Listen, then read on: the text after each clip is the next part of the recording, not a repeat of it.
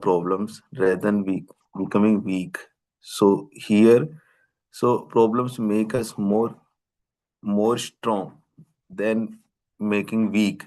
So when we face more problems, we experience the life more, and we know how just resolve those problems. So that here, by telling the story of Red, Steven, and Jason, that here that the author gave the example of Emily, who was 7-year-old girl with facing the cancer, maintained joy despite her suffering. So she was enjoying her life even after having the cancer.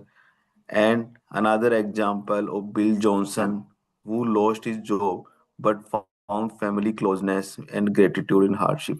Well, during the hardship time also he was enjoying or keeping happiness. So he was facing his problems. He was not avoiding the problems. He was just facing all those problems.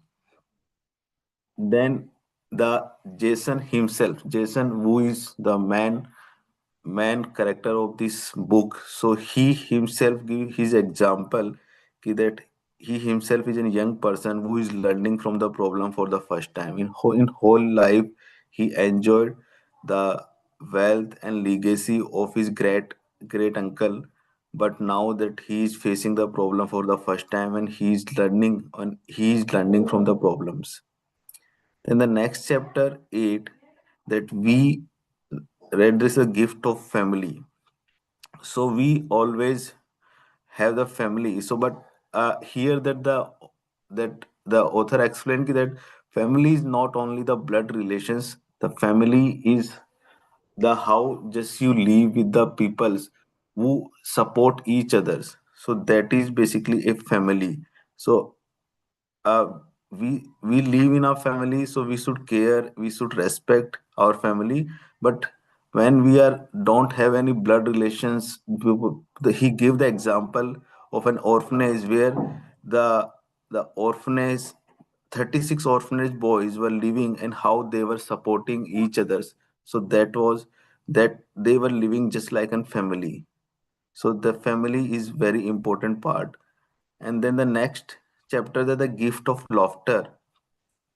So here that the laughter helps people to face the life difficulties. So he explained that the one this blind young man who use humor to deal with his challenges and help others feel comfortable around him. So that he gave the example, this David, how he used even he is blind, but he use laughter. He keep his smiling all the time, and he don't let others know that he's blind. So he enjoy the life with his laughter. So laughter give the happiness. We should not be uh, not be in such a situation. We should enjoy the life, and we should remain happy. So that message, these small messages that author is giving with these the small gifts that through this life of Jason and Mr. Steve Hamilton, who has written the will of Red Steven. They are explaining to Jason that how he can learn these small things and become improve his life. So this 24-year old Jason is learning all life lessons through her great uncle. So that way, that so far we have completed chapter 9. So today we will take the chapter 10. So I will start.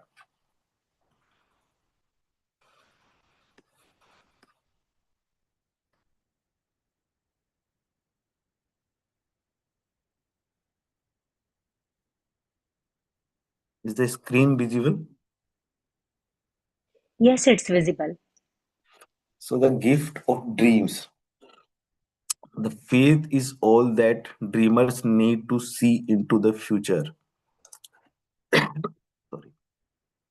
There are days when you can just feel in your bones that something extraordinary is going to happen. There are other days when the extraordinary things in life surprise you.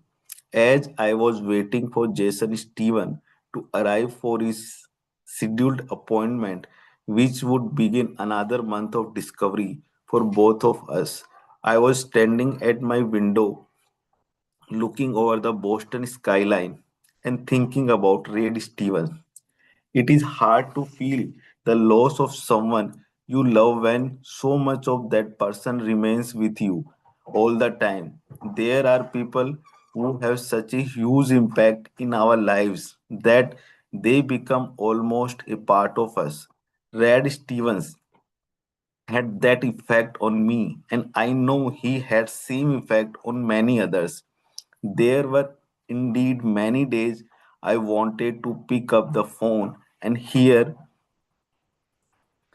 the gravelly voice with the Texas accent boom back at me. But somehow I knew that I would never be without the good things that Red Steven had brought into my life.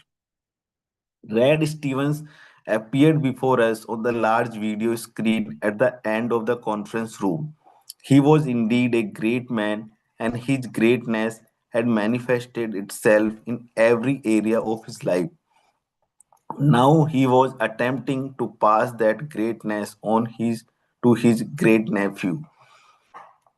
Jason, while you are sitting here, I want to take just a minute to thank Mr. Hamilton and Miss Hastings for agreeing to take on this year-long project. I hope you will remember that when you will receive the ultimate gift that I have planned for you as my final bequest, the delivery of that gift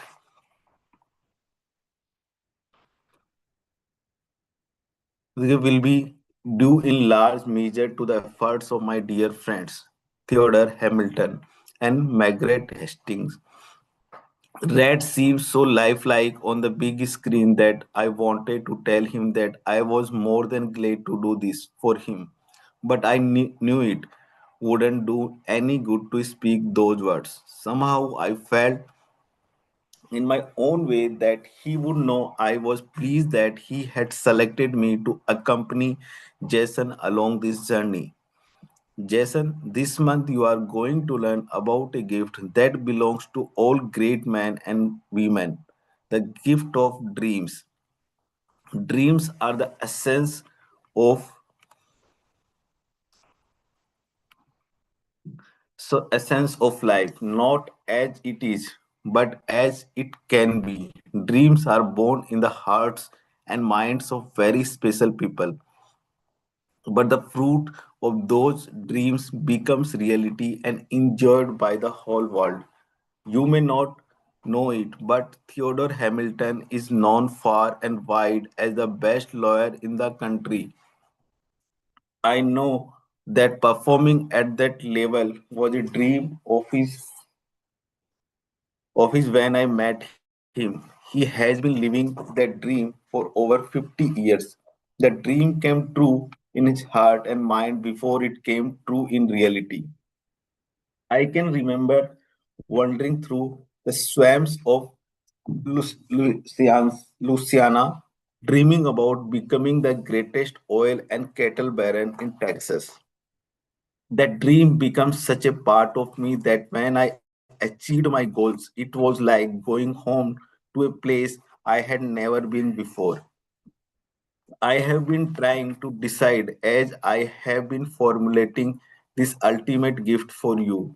Which of the gift is the greatest? If I had to pick one, I think I would pick the gift of dreams because dreams allow us to see life as it can be, not as it is. In that way, the gift of dreams allows us to go out and get any other gift we want out of this life. Red paused for several moments and seemed to be collecting his thoughts. Then he continued, Jason, the best way to introduce you to dreams is to acquaint you with some dreamers. I knew many throughout my life. I always considered my friendship with the dreamers to be a treasure. One of the first truly great dreamers I ever met in my life had a passion to create places, and things that would touch the imagination of people. This passion was with him all the days of his life. He had his share of setbacks and failures, as well as many detractors. I never saw him or talked to him at a time when he didn't want to share his latest project with me. He was in the habit of creating huge dream board that he would hang on the wall and draw out the plans for each of his projects on. I remember that when he was on his deathbed, he had arranged to take the plans for his newest project on onto the ceiling of his hospital room. That would he could continue to look at his dream as he constructed it in his mind. A reporter came to visit him while he was in the hospital, and my friend was so weak he could barely talk. So he actually moved over and asked the reporter to lie on his bed with him so the two of them could look at the plants on the ceiling while my friend shared his dream. The reporter was so moved that a person would have that much passion while dealing with a serious illness in the hospital. The reporter concluded his interview, said goodbye to my friend, and left the hospital. My friend died later that day. Please do not miss the point. A person who can live his entire life with a burning passion for his dream to the extent that he share it on his deathbed, that is the fortunate person. My friend had his dream with him all the day of his life. It continued to grow and expand. When he would reach one milestone of his dream, another greater and grander one would appear. In a real way, my friend taught a lot of people how to dream and imagine a better world. His name was Walt Disney. But let me warn you, your dreams for your life must be yours. They cannot belong to someone else. They must continue to grow and expand. I had another friend whose name you would not know. He said it was his dream to work hard and retire at age 50. He did indeed work hard and achieve a degree of success in his business. He held on to that dream of retiring, but he had no passion beyond that. On his 50th birthday, a number of us gathered to celebrate both his birthday and his retirement. This should have been one of the happiest days of his life if his dream had been properly aligned. Unfortunately, his entire adult life had been spent in his profession. That is where he had gained a lot of his pride and self esteem. When he found himself as a relatively young man without his profession to guide him, he faced the uncertainty of retirement. It was something he thought he had always wanted, but he discovered quickly it created no life sustaining passion for him. A month later, my second friend committed suicide. The difference between one dreamer was still energized by his lifelong passion, while on his deathbed, another dreamer whose goal was so ill fitting for his personality that he committed suicide should be apparent to you. Jason, it is important that your dream belongs to you. It is not a one size fits all propositions. Your dream should be a custom fit for your personality, one that grows and develops as you do. The only person who needs to be passionate about your dream is you. Red Stephen paused and cleared his throat and seemed to mentally shift gears. He finally continued, Jason, this month I want you to begin experiencing the gift of dreams. Assume everything is possible. Make a list of all the things you would like to do and be and have in your life. Then begin to prioritize that list as you discover the ones that generate the most passion in your soul. At the end of the month, I want you to share a handful of those dreams with Mr. Hamilton. There are no right or wrong answer, and keep in mind your dreams will grow and develop through the years. What is more important than the dreams themselves is the process of becoming a dreamer. I wish you a life of pleasant dreams. Red Steven image faded, and for a moment Jason stared down at his hands, which were folded on the conference room table. Finally, he spoke. I have never thought about what I wanted to do with my life. I guess I always felt that just existing and drifting through day to day was enough. I stood up and began walking towards the door. As I said, Jason, this would be a good time to start dreaming. There is no one better to learn the process from than Red Stevens. I look forward to your report at the end of the month. I walked out of the conference room and left Jason there with his thoughts and I hoped his dreams. I will never forget the day. More than 3 weeks later, then I sat across my desk from Jason Stevens as he shared the beginning of his lifelong dreams. He began slowly but gained momentum as he spoke. Well, in the beginning, I had a huge list of things I thought I wanted to do or be or have, but I realized these were not really dreams. They were things I could do now if I wanted to do. I just had not taken the time or energy to do them yet. But when I thought about Walt Disney, several things came to me. Jason paused for a moment. He looked from Miss Hastings to me and back again. I felt he was seeking encouragement. Miss Hastings smiled and nodded at him, and Jason seemed to gain confidence as he continued.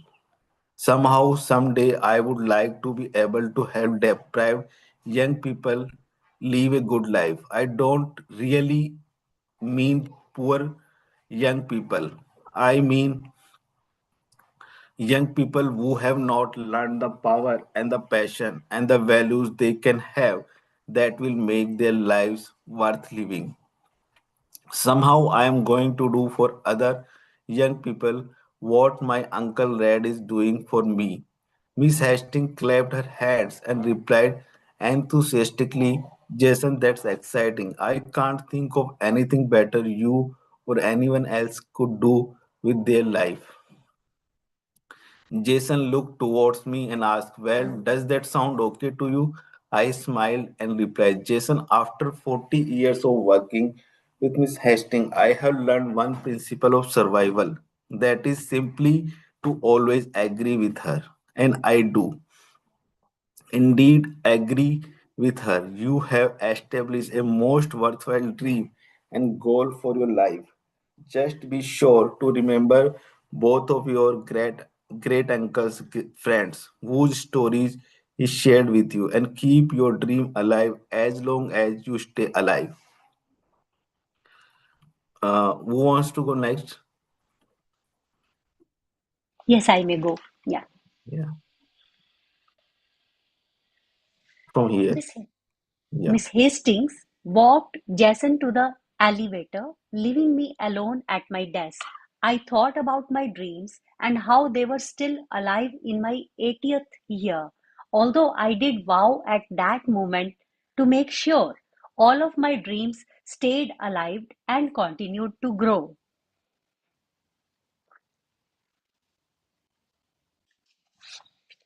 Yeah. Chapter 11, The Gift of Giving.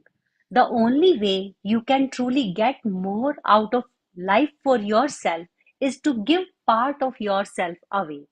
I was amazed at the progress young Jason Stevens was making as we traveled through our year long lesson in life together. He still had a long way to go, but there was definitely a light appearing at the end of the proverbial tunnel. As we sat at the conference table to begin our ninth month of this journey together, I noticed an amazing change in Jason's countenance, attitude, and demeanor. I felt that he was actually looking forward to whatever Red Stevens had in store for him this month. I knew that I was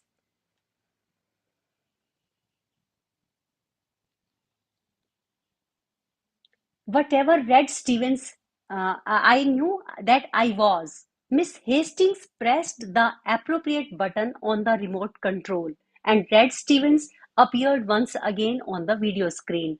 Jason, I want to congratulate you on passing your test as a dreamer.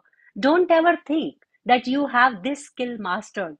Your ability to dream and turn those dreams into reality will grow as long as you grow as a person. This month, I want you to learn about the gift of giving. This is another one of those paradoxical principles, like we talked about several months ago. Conventional wisdom would say that the less you give, the more you have. The converse is true. The more you give, the more you have. Abundance creates the ability to give, giving creates more abundance. I don't mean this simply in financial terms. This principle is true in every area of your life. It is important to be a giver and a receiver. Jason, financially, I have given you everything that you have in this world, but I violated the principle involved in the gift of giving. I gave you money and things out of a sense of obligation, not a true spirit of giving. You received those things with an attitude of entitlement and privilege instead of gratitude. Our attitudes have robbed us both of joy involved in the gift of giving. It is important when you give something to someone that it be given with the right spirit, not out of a sense of obligation. I learned to give to people my whole life. I cannot imagine being deprived of the privilege of giving things and part of myself to other people.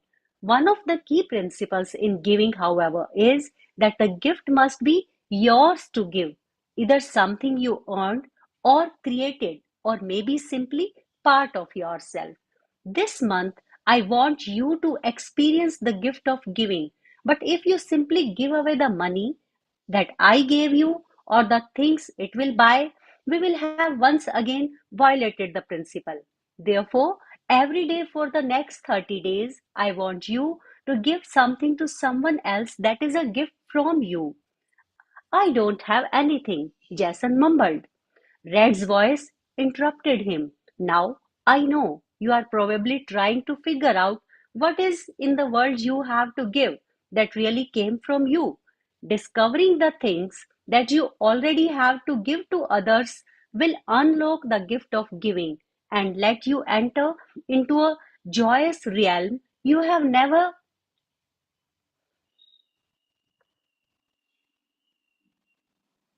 known before. If you are to continue along the path to receiving the ultimate gift I have left you in my will, at the end of this month, you will return and report to Mr. Hamilton a gift that you have given each day of this month. As always, I wish you well. How in the world am I going to come up with something to give away every day that didn't come from my Uncle Red? Jason exploded as the video ended. Everything I have came from him. I thought for a minute and then replied. I knew Red Stevens for more than half a century.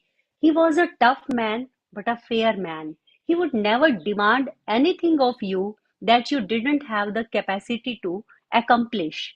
As Jason slowly walked out of the conference room, I thought about how far he had come, and I hoped the journey would not end at that point.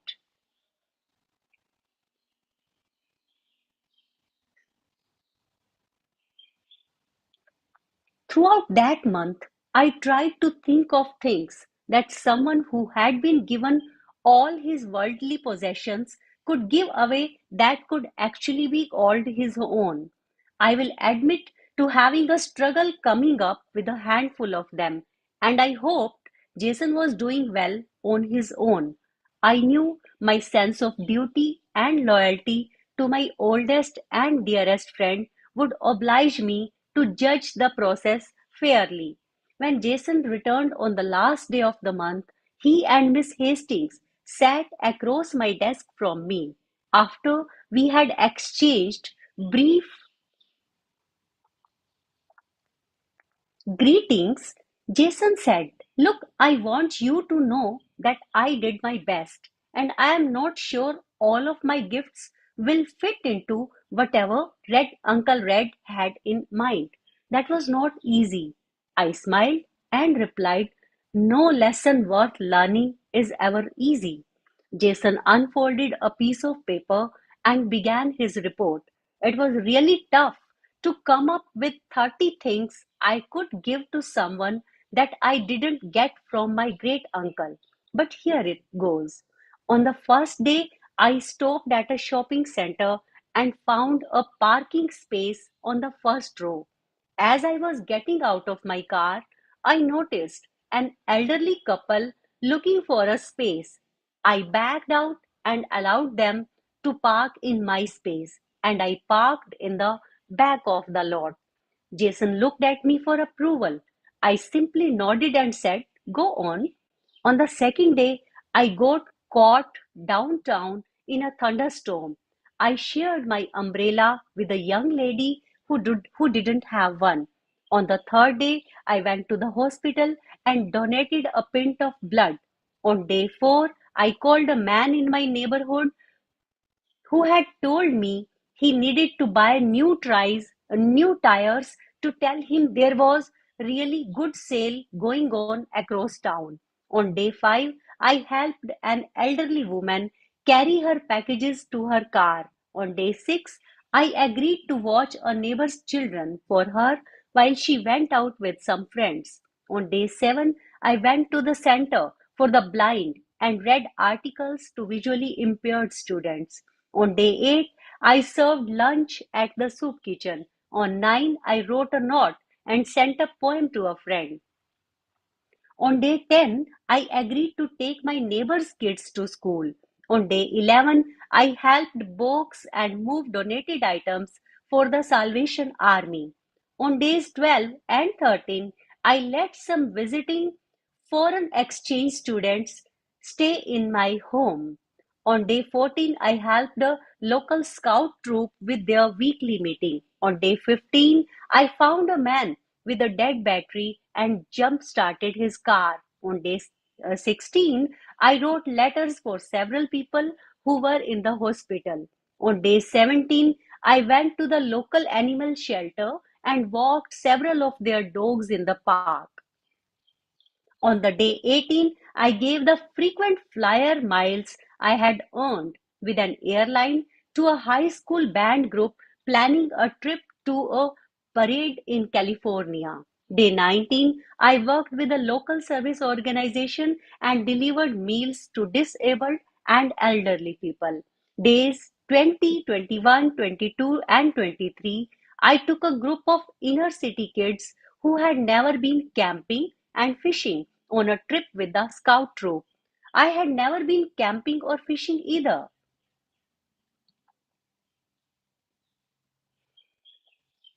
On day 24, I helped the local church with their roommate sale.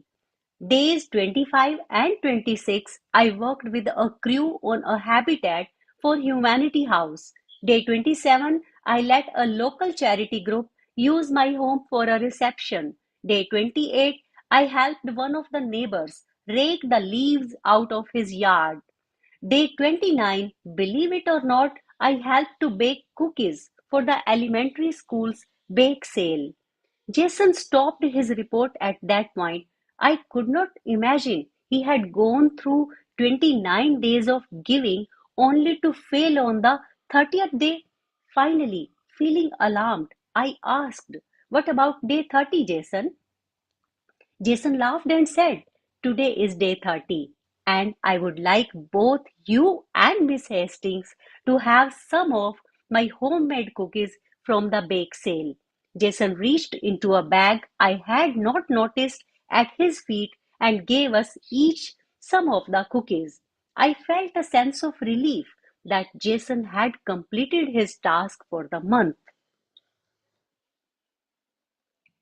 Yes, scroll up, please.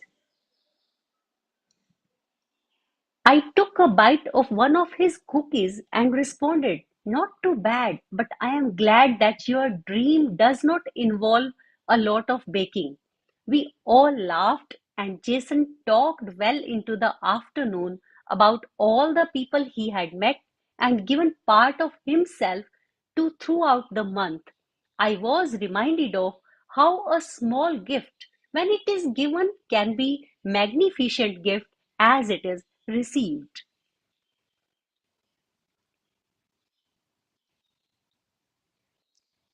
Yes, someone else want to read this chapter? Yeah, I I will. I will. yeah, Okay, yeah, okay, Anjali, okay. Anjali, No, you no, can please continue. go ahead, Rajesh. Please go ahead.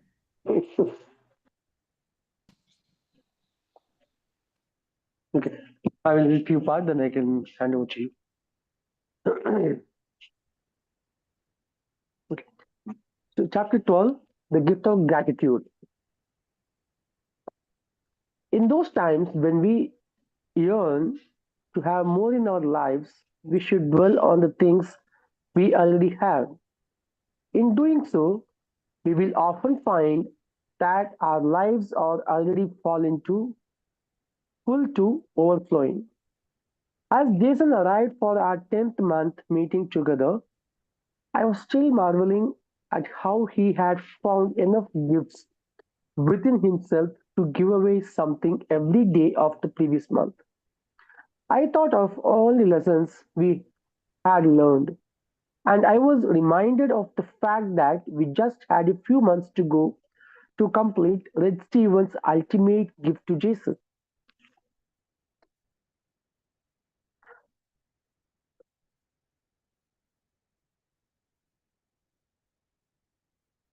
I had a feeling that is described by baseball pitchers who are close to completing a no hit game. You realize that one minor mistake at any point can ruin the entire effort. As Jason completed each monthly task, I think we both felt a sense of accomplishment, but at the same time, a realization that we had more to lose than ever before. As Miss Hastings, Jason, and I gathered in the conference room, I think we were all anxious to find out what Red Stevens had in store for us. Miss Hastings started the video, and the familiar image of Red Stevens appeared before us. Greetings to you all, and my congratulations to Jason, and thanks to Mr. Hamilton and Miss Hastings. Red Stevens then winked his right eye, which was a gesture I had enjoyed for over 5 decades. That wink could speak a myriad of emotions, and I never thought I would see it again after attending his funeral. When you prepare your will and your video like this, you automatically have to think about your entire life, he continued. I have been so many places and experienced so many things. It is hard to remember that I have only lived one lifetime. I remember as a young man being so poor that I had to do day labor for food to eat and had to sleep along the side of the road. I also remember being in the company of kings and presidents and knowing all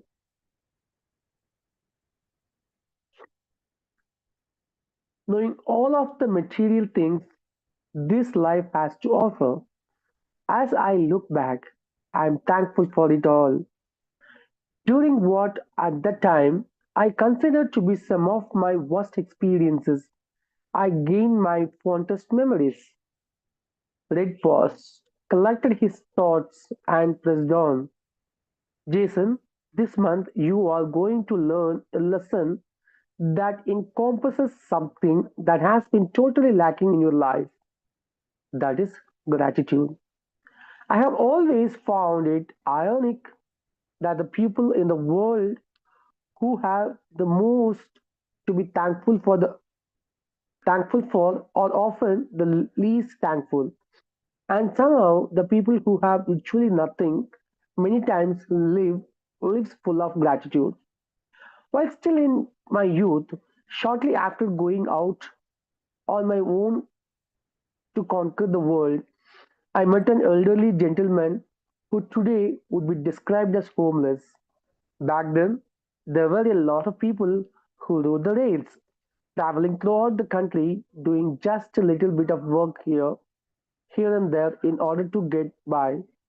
It was during the Depression, and some of these so-called hobos or tramps were well educated and had lives full of rich experience.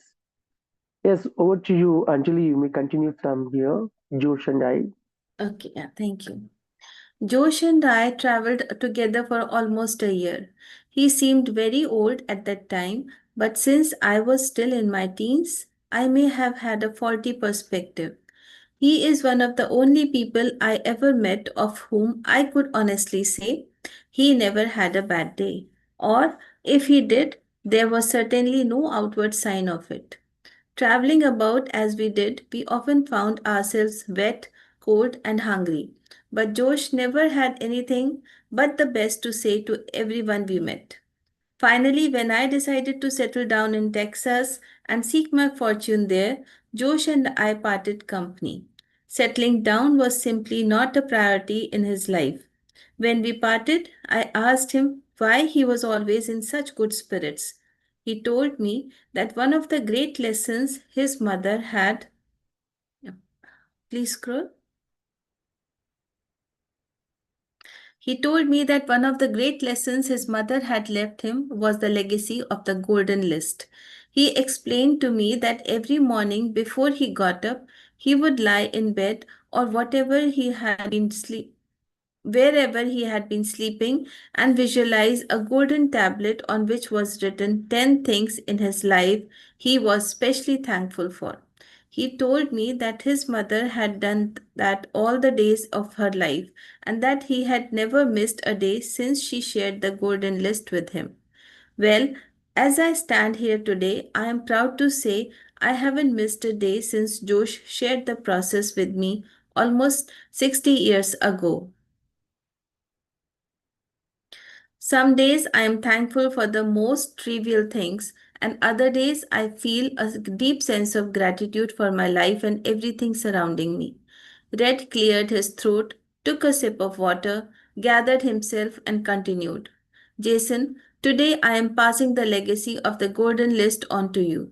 I know that it has survived well over 100 years simply being passed from Josh's mother through Josh to me and now to you. I don't know how Josh's mother discovered the process, so its origins may go back much further than I know. In any event, I am passing it on to you, and if you will be diligent in the beginning, before long it will simply become a natural part of your life, like breathing. This month, I want you to think about all of the things you have to be thankful for. And when you return at the end of the month, you are to share your version of the golden list with Mr. Hamilton. I hope you will continue the process for the rest of your life, and someday you will have the privilege, as I now have, of sharing the legacy again. Red's image faded away, leaving the screen blank. The next morning, as is my usual habit, I woke up precisely at 5 a.m. I have done this for years without the aid of an alarm clock.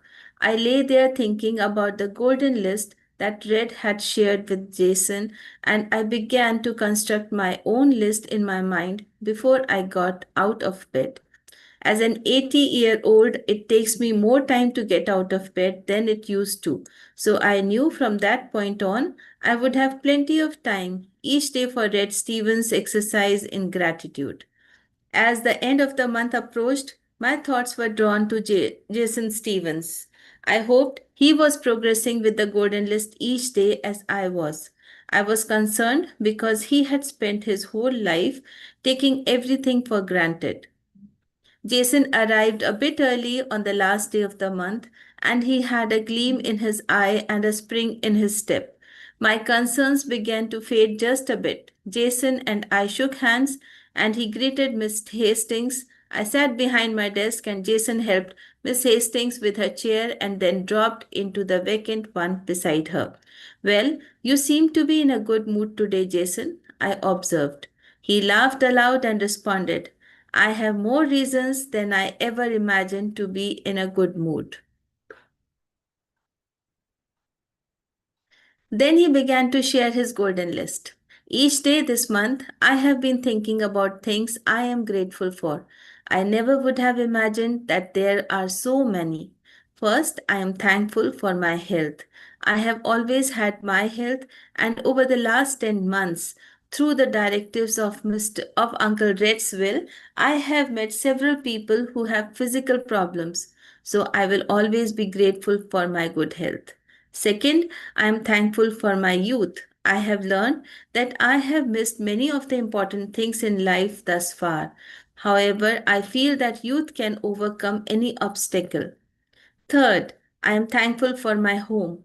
It's a wonderful home made possible through my Uncle Red's generosity. I never usually appreciated it as I should, but through this ultimate gift from the will, I have been able to share my home with other people and have come to appreciate it myself. Fourth, I am thankful for my friends. He looked towards Miss Hastings and me and then continued, including both of you, Brian, Gus, Caldwell, the boys at the Red Stevens home, and, in a special way that is hard to explain, my Uncle Red. Fifth, I am thankful for my education. Although I did not apply myself well during college, did give me the tools I need to go out and make education and learning a real part of my life. Sixth, I am thankful for all of the places I have been able to travel to and experience throughout the years thanks to my Uncle Red. Seventh, I am thankful for my car. It is fun as well as dependable and reliable. I learned from my friend Brian that everyone isn't as lucky as I am. Eighth, I am thankful for my family.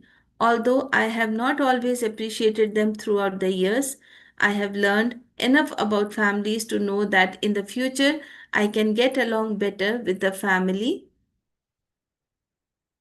Please scroll. I have learned enough about families to know that in the future I can get along better with the family I have and at the same time create family relationships with new people. Number 9, I am grateful for the money that my Uncle Red has made possible over the years. But even more than that, I am grateful for the fact that through my Uncle Red's efforts, I have learned the value and use of money. I look forward to learning more about the subject in the future and handling the money I have more wisely. And finally, number 10, I am thankful for each of the steps leading up to the ultimate gift. I am thankful to my Uncle Red for thinking of me as he went to the trouble of putting it together, and I am grateful to both of you for carrying out his wishes. Miss Hastings broke in and said, Jason, that is a marvelous list. I think you have done very well in understanding the golden list and the gift of gratitude. Jason smiled and remarked, What's really amazing, Miss Hastings, is that I could go on and on. There are so many things that each of us has to be grateful for. It is hard to limit it to only 10. I congratulated Jason, and we all shook hands as he parted. I reminded myself to be sure that Red Stevens and Jason were both on my golden list the next morning as I thought of all the things for which I was grateful.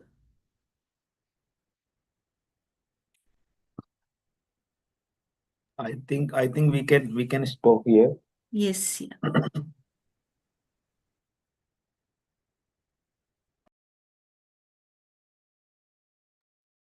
So today we have completed three chapters: the gift of dreams, the gift of giving, and the gift of gratitude. So the gift of dreams, I just want to share one thing about the gift of dream.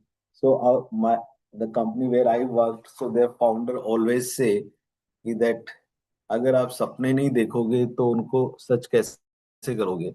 तो he always keep on saying. So whenever he basically dreams big things and he make them reality. So when just we were reading this chapter, the gift of dreams, just completely it was reminding me. He's uh, he's saying that you should dream big and to make them true. So we people always fear to dream. So that is the part that always we miss. So Anjali, Suman, do you want to share about anything about the dreams? Have you seen any dreams that comes true that you want to share?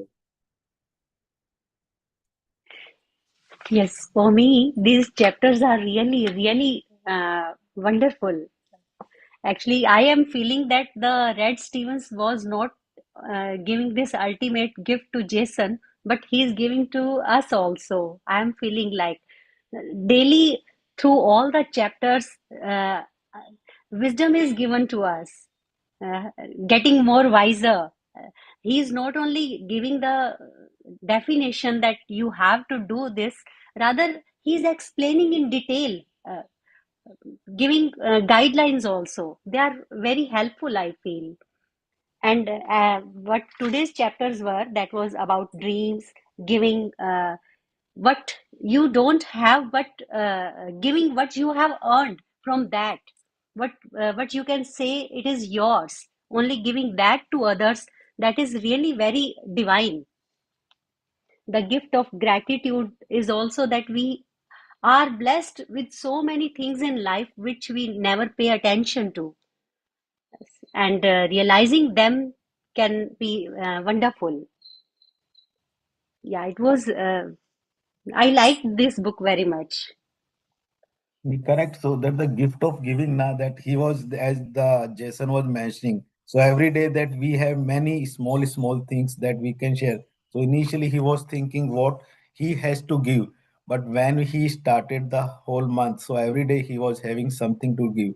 So it's about how just we can give. So small things we have in our life we can share. So that way Yes. the whole 30 days he gave some things. So that way was very And how he was dreaming, explaining the dream that what life is and what life can be, that we have to dream. We all are living the life as it is, but dream is something that we can bring out our potentials, what we can do.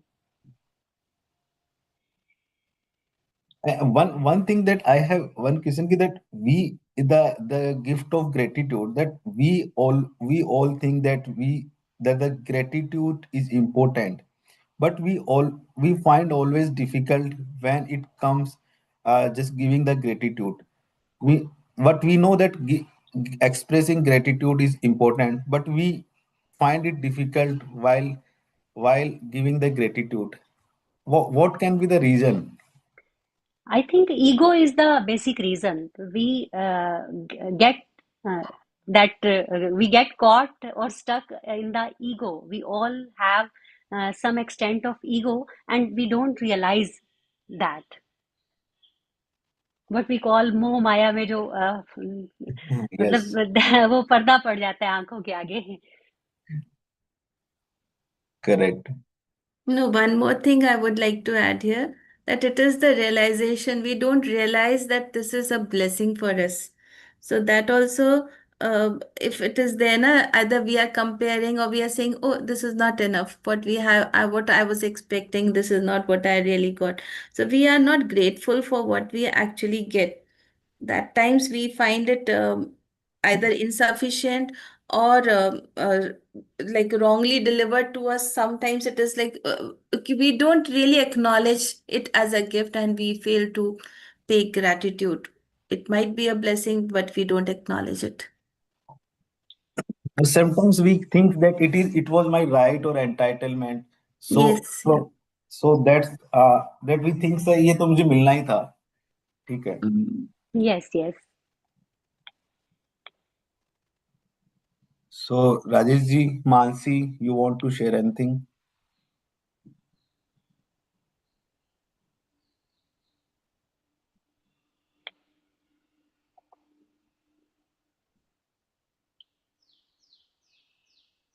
I was liking how he is giving the legacy of golden list. I think we should also Yes. prepare that golden list. Yes.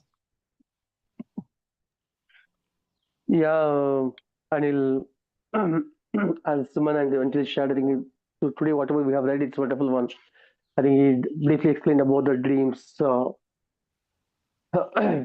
is the dreams, gratitude, whatever he has mentioned. I think that we have to just a reminder for us: are we following in our day-to-day life, or are we feeling happy about whatever we have? Just a reminder for everything. It's good that I think Anil, thank you so much for choosing this book. It's a kind of the mini tablet, as someone mentioned. That's the mini, I think, the morning vitamins. We are every day we are taking the three vitamins. Last 3 days we have taken around 9 vitamins from this book. That is very essential for our mind and for our day-to-day life. It's giving us a great learning, and we know all these things. Whatever we have read, we Yes. have read many books and many experiences. We read that, but sometimes we forget the things. Okay, then we have to remember. We have to remind something. So through this book, it got reminder, and all these things, whatever essential for someone's life, everything has covered in this one small book, and he has shared nicely the importance and how they are practically implemented, and practically implemented by someone who is very new to it, not the one who is practicing for regularly. Someone new to it, how the person's adapting and experiencing and making it as a habit. So we can also make it as a habit, and we can also follow whatever he has mentioned. That is a great learning and a great reading and a great start for the day as well. Thank you so much. Correct. So the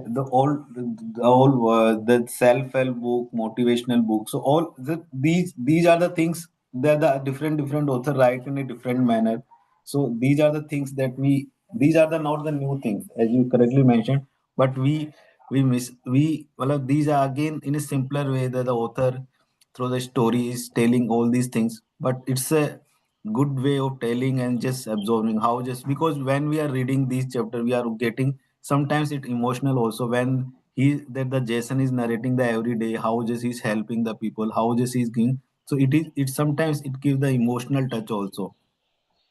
Yeah, we feel we are watching a movie, and with it is leaving impact on our minds. Yes. Visualization is there.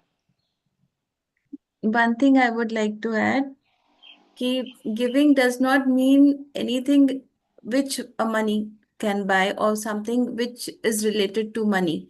Giving care, giving empathy, giving compassion or helping someone out, that also is giving. तो हम लोगों को लगता है कि देने का मतलब है कि दान करना या किसी को like when some anything related to material thing, that is only giving. So that should also be kept in mind ki even if you are caring for someone, even if you are sharing their burden, or if you are helping in any way, either emotionally, physically, or giving, showing empathy, or giving them time. Time is also very valuable. Actually, giving time is, I think, if someone is available for you at the time of need, that is the most important gift a person can give to someone. So these are also very important, and this is also a kind of giving, not just material things, but emotions and compassion, the feelings. That also matters a lot. Correct. So far we have completed 12 chapters, so I think we can conclude today. Yes, yes. Okay, thank you. Thank you, Anilji. Thank you, everyone. Have a great day Thank to all. you. Bye.